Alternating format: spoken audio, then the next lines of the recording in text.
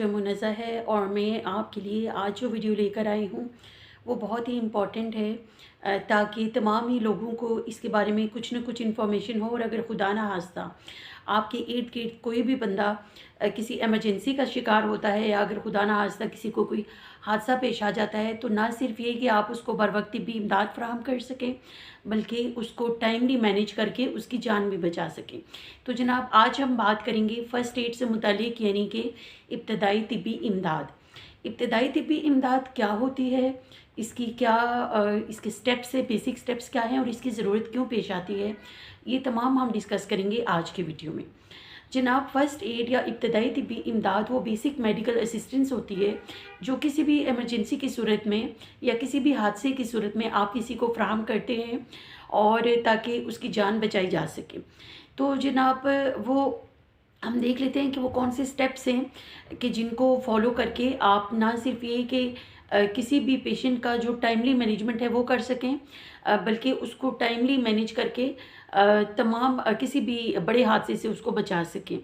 तो जनाब, अगर हम एक सिनेरियो ले लेते हैं कि अगर आप जा रहे हैं और आप देखते हैं रास्ते में खुदा ना खास्ता कोई एक्सीडेंट हो गया है, या कोई इंसान जो है वो आप देखते हैं कि अचानक से गिर गया, बेहोश हो गया।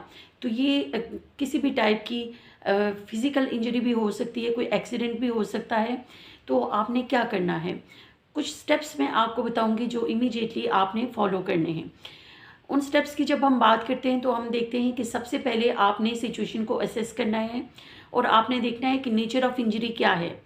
पेशेंट जो है वो एक्सीडेंट है या वो फिज़िकली बेहोश हुआ है, गिरा है, क्या सिचुएशन है।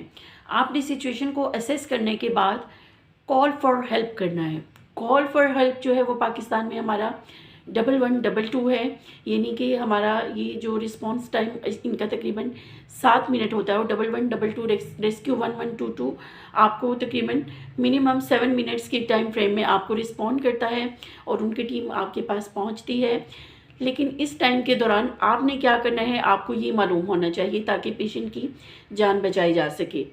अब जनाब, सबसे पहले मैं आपको बताना चाहूँगी कि पेशेंट की किसी भी एक्सीडेंट या इमरजेंसी की सूरत में 2 मिनट किसी भी पेशेंट की ज़िंदगी के बहुत इंपॉर्टेंट होते हैं, और ये 2 मिनट रिस्पॉन्स टाइम होता है बहुत ज़्यादा उस पेशेंट की लाइफ को सेव करने के लिए। इन 2 मिनट में अगर आप टाइमली बर वक्त रिएक्ट कर लेते हैं और उसको मैनेज कर लेते हैं, तो फिर बहुत ज़्यादा चांस है कि उसकी लाइफ सेव की जा सके।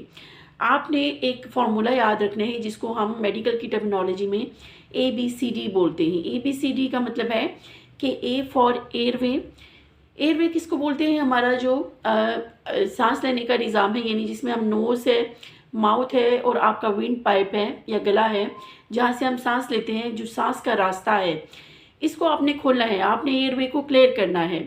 और इसको क्लियर करने का बेस्ट तरीका क्या है कि अगर एक पेशेंट गिरा हुआ है, एक इंसान गिरा हुआ है, तो आपने उसकी चिन को लिफ्ट कर देना है और उसके फेस को राइट या लेफ़्ट साइड पे टिल्ट कर देना है, यानी आपने उसका फेस इस तरह से या लेफ़्ट साइड पे टिल्ट कर देना है।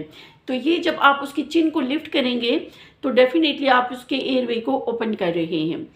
फिर उसके बाद आप बी के बाद ब्रीदिंग आता है, यानी कि आपने उसका जो रेस्पिरेशन का सिस्टम है उसको, या जो सांस लेने का निज़ाम है उसको बहाल करना है।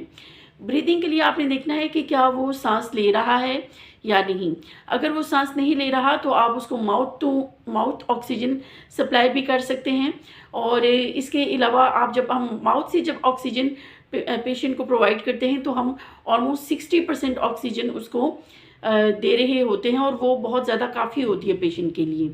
फिर हम देखते हैं कि आपके पास C से कार्डियक आ जाता है, यानी कि आपने कार्डियक एक्टिविटी को मॉनिटर करना है। आपने देखना है कि पेशेंट जो है उसके दिल की धड़कन चल रही है या नहीं, उसका दिल धड़क रहा है कि नहीं। उसके लिए आपने क्या करना है कि आपने पेशेंट की नब्ज़ चेक करनी है। पल्स या नब्ज़ चेक करने का तरीका यह है कि आपने अपने थंब के लोअर साइड पे दूसरे हाथ की इन 3 उंगलियों की मदद से इसको पल्पेट करना है। आपको यहाँ पे उसकी पल्स या उसकी नब्ज़ फील होगी। अगर आपको नब्ज़ महसूस होती है तो इट मीन कि तो बहुत अच्छी बात है। अगर आप समझते हैं कि आपको नब्ज़ महसूस नहीं हो रही, तो फिर नेक्स्ट आपने क्या करना है, आपने पेशेंट का CPR करना है। CPR का मतलब यह है कि पेशेंट के हार्ट को आपने रिवाइव करने की कोशिश करनी है, यानी कि उसकी कार्डियक एक्टिविटी को दोबारा से बहाल करना है।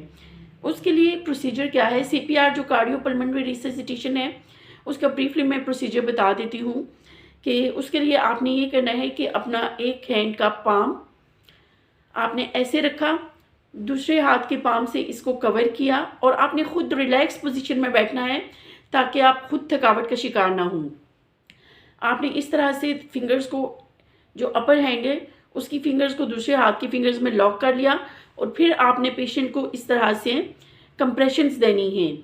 आप पेशेंट को जब कंप्रेशंस देंगे तो उसकी कार्डियक एक्टिविटी रिवाइव होगी। और आपने एक चीज़ का ध्यान करना है कि आपकी एल्बोज जो हैं वो टिल्ट ना हो, बल्कि आपने इस पोजीशन में पेशेंट को ऐसे कंप्रेशंस देनी है। आपकी जो बाजू हैं वो स्ट्रेट होनी चाहिए। फिर जनाब आपने क्या करना है कि आप जब पेशेंट को कंप्रेशन देंगे तो आपकी 30 कंप्रेशंस और 2 ब्रेथ्स आपने देनी है, यानी 30 कंप्रेशंस के बाद आपने उसको 2 मरतबा आपने उसका एम्बियो बैग अगर आपके पास है तो ठीक है, अगर नहीं तो आपने 2 मरतबा उसकी सांस जो है उसको प्रोवाइड करनी है। तो इस तरह से 30 कंप्रेशंस विद 2 ब्रेथ्स आपने इस प्रोसीजर को रिपीट करना है और उस वक्त तक करते रहना है जब तक उसकी कार्डियक एक्टिविटी बहाल हो जाती, पेशेंट सांस लेना शुरू कर देता है, तब तक आपने पेशेंट का CPR करते रहना है। फिर जनाब जो इम्पॉर्टेंट चीज़ें हमें ध्यान करना है वो ये हैं कि हम देखते हैं कि जब ऐसा सीन होता है तो बहुत ज़्यादा पैनिक होता है। आपने सबसे ज़्यादा पैनिक जो है उसको मैनेज करना है कि सबसे पहले जो चीज़ जिसको आपने काम डाउन करना है, आपने पैनिक सिचुएशन है, आपने लोग जो वहाँ पे मौजूद हैं, आप खुद भी आपने उस पैनिक को जितना एलिविएट कर सकते हैं, जितना उसको कम कर सकते हैं, वो पेशेंट के लिए भी अच्छा है और आपके अपने काम करने के लिए भी बहुत अच्छा है। उसके बाद आपने पेशेंट की नेचर ऑफ इंजरीज़ को असेस करना है कि पेशेंट को क्या ब्लीड कर रहा है या उसको फ्रैक्चर्स हैं या उसकी नेचर ऑफ इंजरी क्या है। अगर तो पेशेंट ब्लीड कर रहा है तो आपने उसको प्रेशर बैंडेज देनी है, जो आप किसी भी कपड़े या रुमाल की मदद से उसको प्रेशर देकर उसकी ब्लीडिंग को बंद करने के लिए, ब्लीडिंग को रोकने के लिए आप उसको बांध सकते हैं। फिर उसके बाद क्या है कि आपने फ्रैक्चर, अगर आप देख रहे हैं कि पेशेंट ख़ास तौर पे एक्सीडेंट की सूरत में पेशेंट को अगर फ्रैक्चर का शिकार है तो आपने इसको इमोबिलाइज़ करना है, पेशेंट की मूवमेंट को रिस्ट्रिक्ट करना है। तो ये बेसिक स्टेप्स हैं जिनको फॉलो करके बहुत ज़्यादा हद तक आप किसी को हेल्प आउट कर सकते हैं और उस वक्त तक जब तक कि उसको मेडिकल हेल्प या मेडिकल टीम पहुंचती, आप उसको ये बर वक्त ये स्टेप्स फॉलो करके किसी की भी जान बचा सकते हैं। आई होप कि आपने इस वीडियो से कुछ ना कुछ लर्न किया होगा और मज़ीद ऐसी वीडियोज़ के लिए मेरे चैनल को सब्सक्राइब कीजिए। अल्लाह हाफिज़।